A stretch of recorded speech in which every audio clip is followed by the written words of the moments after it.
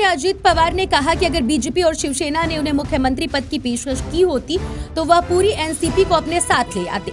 मुख्यमंत्री एकनाथ शिंदे की जीवनी योद्धा कर्मयोगी एकनाथ संभाजी शिंदे के विमोचन के मौके पर बोलते हुए अजित पवार ने मजाकिया लहजे में कहा कि राजनीति में वह मुख्यमंत्री शिंदे और उप मुख्यमंत्री देवेंद्र फडणवीस दोनों से सीनियर हैं। इस दौरान एकनाथ शिंदे और देवेंद्र फडणवीस भी मौके पर मौजूद थे।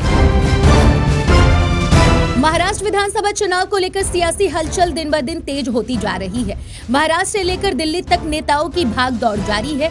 एमवीए और महायुति के बीच तैयारियां तेज कर दी गई हैं। इस बीच बीजेपी के उम्मीदवारों की लिस्ट को लेकर एक बड़ी जानकारी सामने आई है। जानकारों की माने तो महाराष्ट्र विधानसभा चुनाव की तारीखों के ऐलान से पहले बीजेपी अपने उम्मीदवारों की पहली सूची जारी कर सकती है। महाराष्ट्र में इस साल होने वाले विधानसभा चुनाव में सीएम चेहरे से जुड़े सवाल पर उद्धव ठाकरे ने बड़ा बयान दिया है।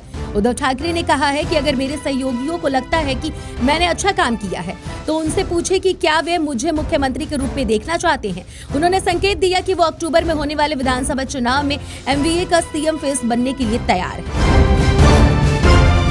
महाराष्ट्र की 2 राज्यसभा सीटों पर 3 सितंबर को उपचुनाव होना है। ये 2 सीट उदयन राजे भोसले और पीयूष गोयल के लोकसभा चुनाव जीतने के बाद रिक्त खाली हुई है। बता दें कि 3 सितंबर को कुल 12 सीटों पर मतदान कराया गया। इनमें से 10 सीट सदस्यों के लोकसभा चुनाव जीतने के कारण रिक्त हुई है, जबकि 2 राज्यसभा सांसदों ने इस्तीफा दे दिया है। महाराष्ट्र के पूर्व मुख्यमंत्री और शिवसेना प्रमुख उद्धव ठाकरे ने दिल्ली में कांग्रेस अध्यक्ष मल्लिकार्जुन खड़गे और राहुल गांधी से मुलाकात की। माना जा रहा है कि मुलाकात के दौरान आगामी विधानसभा चुनाव को लेकर चर्चा हुई है। इस मौके पर राज्यसभा सांसद संजय राउत और आदित्य ठाकरे भी मौजूद रहे।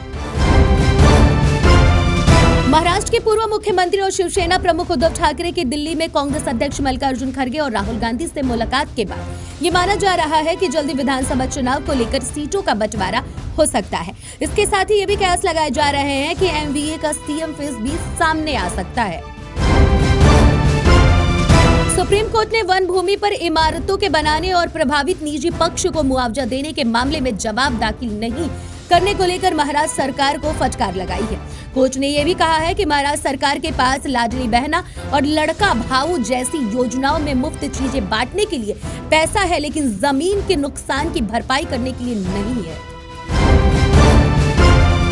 मुंबई के मुंब्रा इलाके में एक बेहद ही दर्दनाक घटना सामने आई है, जहां एक 3 साल की मासूम को अपनी जान गंवानी पड़ी। यह बच्ची अपनी मां के साथ मार्केट से गुजर रही थी, तभी अचानक एक कुत्ता उसके ऊपर आ गिरा। वह उसका भार और झटका दोनों ही नहीं झेल पाई और उसकी मौत हो गई। इस घटना से जुड़ा वीडियो भी सोशल मीडिया पर वायरल हो रहा है। पेरिस ओलंपिक 2024 में ब्रांज मेडल जीतकर भारत का नाम रोशन करने वाले शूटर स्वप्निल कुसाले का पुणे हवाई अड्डे पर भव्य स्वागत किया गया। बता दें कि स्वप्निल ने पुरुषों की 50 मीटर राइफल स्पर्धा में कांस्य पदक जीता है। 28 साल के कुशाले महाराष्ट्र के कोल्हापुर के पास कंबलवाड़ी गांव के रहने वाले हैं। उनके पिता स्कूल शिक्षक और मां सरपंच हैं। कुसाले 2015 से मध्य रेलवे में टिकट कलेक्टर के तौर पर नौकरी कर रहे हैं। उन्होंने रेलवे का भी नाम रोशन किया है। मुंबई के दादर रेलवे स्टेशन पर बैग में मिली बॉडी के मामले में पुलिस ने बड़ी कार्रवाई की है। इस केस में पुलिस ने मृतक अरशद की पत्नी रुखसाना को हत्या में शामिल पाए जाने पर पायधुनी पुलिस ने उसे अरेस्ट किया है। पुलिस ने बताया है कि मृतक की पत्नी रुखसाना का अपने पति के दोस्त और आरोपी जय चावड़ा के साथ संबंध था और इसी के कारण हत्या हुई है। आरोपी जय चावड़ा ने अरशद को शराब पीने के लिए बुलाया और अपने दोस्त शिवजीत सिंह की मदद से उसकी हत्या कर दी।